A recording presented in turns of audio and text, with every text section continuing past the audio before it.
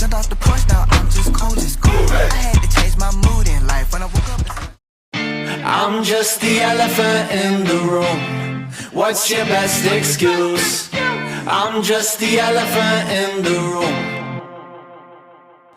Do you really wanna be the one to make this so uncomfortable tonight? This right here, guys, this is where I stumbled upon Mr. Curtis on Thanksgiving Day when I was out here passing out over 50 meals to the homeless community. I came up here, I seen Mr. Curtis. It was extremely windy that night. I gave him about 3 meals. I didn't tell him I was going to start raising money for him. So I just kind of went home and I was brainstorming. So the next morning after Thanksgiving, I woke up and it just hit me.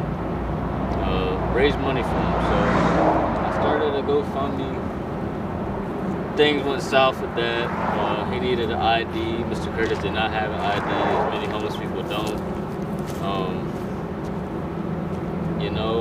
I started a Give, Sing, Go. We got donations coming in on that. So our goal right now is to get Mr. Curtis into a hotel until we could try to get him birth certificate, license, any other documents he might need to get stable, long-term housing.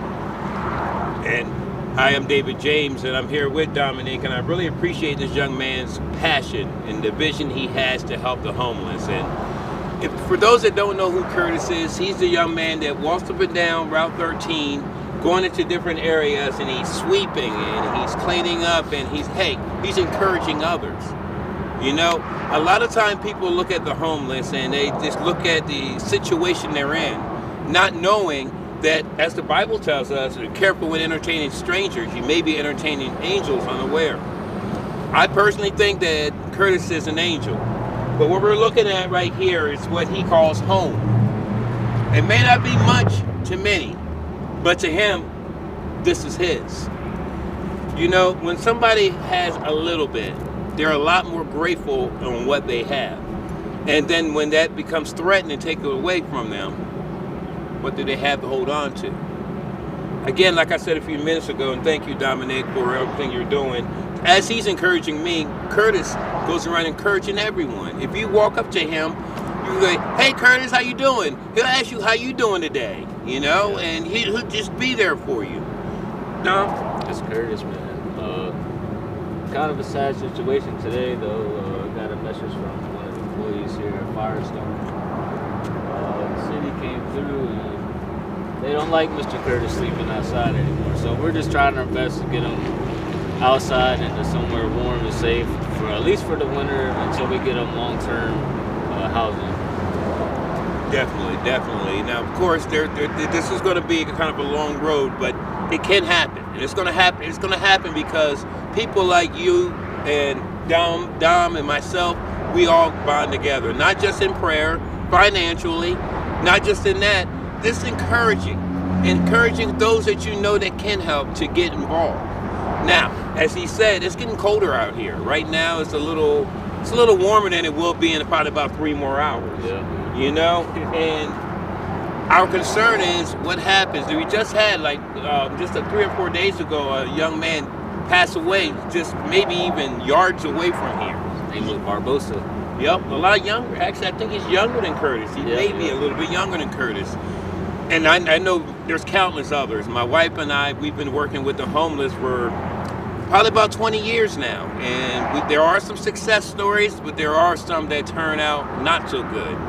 I really would love to see this become a success story. And I just appreciate everything that this young man's doing as you see him greeting those that he see.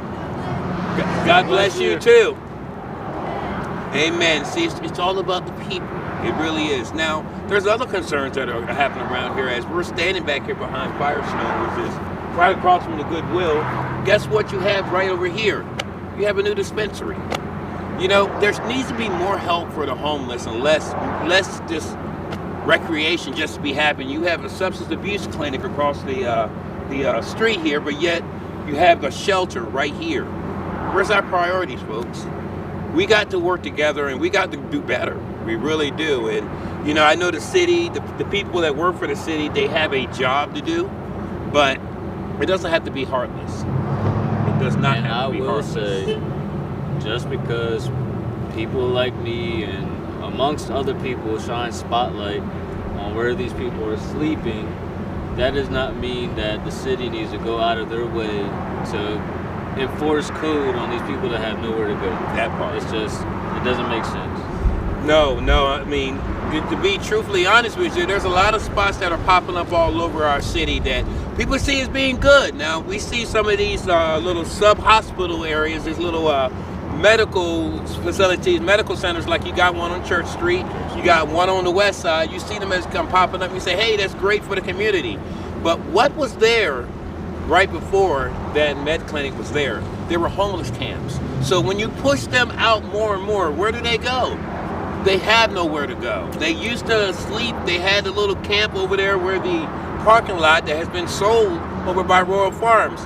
Where did they get to go? Look, just because people try to ignore the situation doesn't mean the situation goes away. Notice I don't say problem, because people are not a problem. God does make no jump. He makes no jump. He knew exactly why he put people where they are, just like why they put this young man here. I just find this exciting for a young man that could be doing so many other things. He's spending time out here, and for those that look at him and try to be critical of what he's doing, shame on you. Shame on you. Anything that you'd like to say before we go for our little sit down? You spit it. You spit it. We'll be talking to you in a few moments.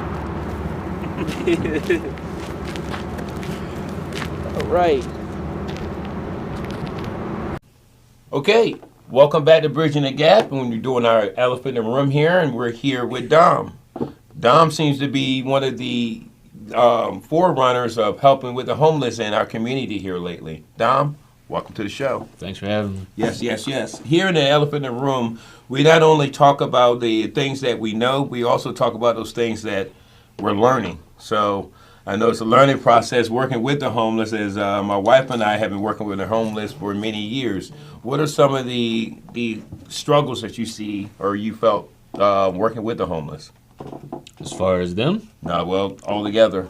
Oh, man. The main one, obviously, they're homeless. Mm-hmm. Meals for, breakfast, lunch, and dinner. They're not eating like they should be. Clothing is a big one. Mm-hmm. Mm-hmm. Transportation, if they even did want to work. Some of them don't have phones. They don't have IDs, birth certificates. Yeah. And you bring up the birth certificate and the IDs, and a lot of help. You can't really get a lot of help out here without them having that. I think that you worked on getting a GoFundMe for one in particular, one that everybody knows, which is Curtis. Can you tell us what happened with that GoFundMe that you worked on? First of all, that GoFundMe was amazing. I never seen as many people come together and donate money to one single person. I mean, I've seen it, but I've never been a part of it. I raised the community raised over $2,000 for him. Wow. I contacted them to try to get the payout situated and all that. They tell me that they need a picture of his ID and a picture of him holding his ID with his birth date on a piece of paper. So Mr. Curtis does not have an ID. So I had to refund every donation back to every person that donated. Wow. Now, we do understand that it is for safety, because there can be some out there that are doing things the wrong way, but this was a genuine situation. And, of course, one of the things, as you said earlier, with the homeless is a lot of times they don't have identification. Yeah. I actually saw a piece of footage that you were actually out there talking to him today because of a letter that was on the business that allows him to sleep behind it, right? And you were concerned because they were threatening, the city of Salisbury was threatening to throw all of his belongings away. You want to talk a little bit about that? Well, brother, that's not a threat, and that's a promise. They will throw his stuff out in 10 days if it's not moved. Wow. I don't understand how a city so big with so many people can throw out one single homeless person's belongings that goes around and cleans up the whole city instead of helping him find somewhere to go, they're going to take away the stuff that he has while he gives the city everything that he has. It's just... Yeah, and you know, the one thing that sticks out to me is if the property owner, and I want to say the owner, the business owner is allowing him to be back there, and it's not like out there that you can see like an eyesore, what's the big deal? You know, and again, I do understand things need to be done decent and in order, but we do have a homeless situation, okay? As you've probably seen in the footage when we were out there earlier, you know, these kind of situations are all over our city. You know, and this isn't the first time that the whatever the city workers are. I don't know who. I've heard one time there were police officers. I don't know. But I've heard that them just taking up whole camps out of the woods. I wish I see it. Oh man, yeah, it's not a pretty sight. I mean, because you can remove those camps, but you don't remove this situation. You know. Now, a lot of people have said, and I've heard this over the years. I mean, because Curtis is, like I said, I do believe that he's an angel sent from heaven just to make sure that we are on an up and up. But a lot of people over the years have said that Curtis doesn't want to be inside. Oh, man. You know, have you felt that way from talking to Curtis? Because I don't see that. It makes me so mad. Every time I post about Mr. Curtis, I at least get 10 to 15 comments saying Mr. Curtis does not want the help. He'd rather be outside. Things of that nature. And it makes me mad because every time I talk to that man, especially today in the video that I posted, he wanted to go to the hotel. Yeah. He wants to help. Yeah. He told me himself, I don't know how. You know, Mr. Curtis just talks sometimes. I don't know how. He told me he wanted to get his license and that he was getting a car soon. No. Hey, if you don't have any kind of a vision, you don't have any kind of a focus, then you're lost. Yeah. So at least he's thinking in the right direction. Yeah, you know? I didn't post that part though. That's okay. That's okay. You know, actually, the county executive we were just talking about, Julie Giordano, I had spoke to her some months back, and she had mentioned to me that the county was thinking about actually making that a position. And it's not going to be one that you're going to get rich off of, but have someone actually go around and pick up trash, which is something that Curtis is actually doing already. He's done for years. Yeah, exactly. And now she's been wanting to pay him, but the problem is finding Curtis, because unlike what people may think about the homeless, Curtis doesn't stand in front of a store with his hand out. Curtis, if you see him in front of a store, he's got a broom and a dustpan out. So, I mean... Yeah, he won't come up to you and ask you for money. No, he will not. You got to go to him.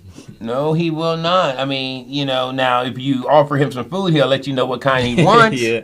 You know, the man knows what he wants, but he's not going to beg you, you know.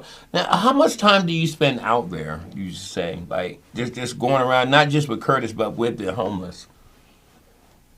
This past week, since I've started this whole kind of movement thing, I've at least been outside 4 hours, like 3-ish hours off camera doing stuff, and I spent an hour a day, and then I spend an hour of my time doing my videos. Wow. Now you have, and this is for a man that has kids. Yeah. You know, you have a family. Actually, you're a young man, you know.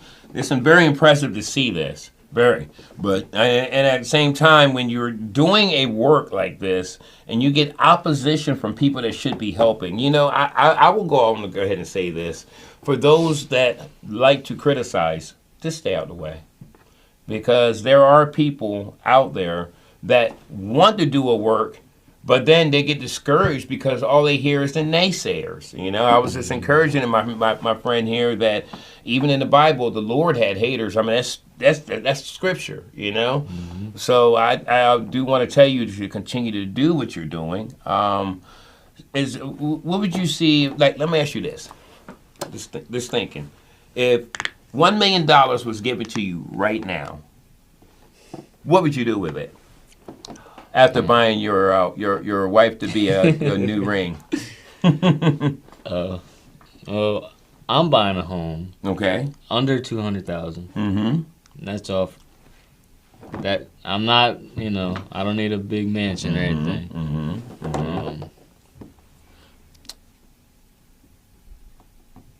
Okay, it might be more 200,000, but I need it. I find a house big enough for me and my family to have our own separate space. Okay, and then the rest of the money,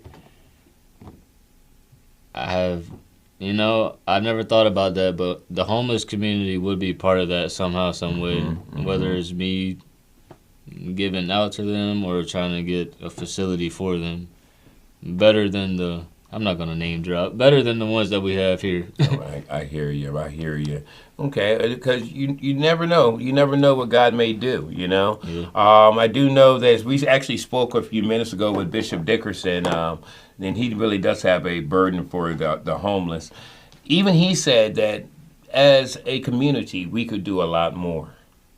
As the elected officials, they could do a lot more. We do have those out there like Councilwoman April Jackson, who was fighting the good fight, trying to get rails on the Riverwalk where the homeless sleep up under the bridge.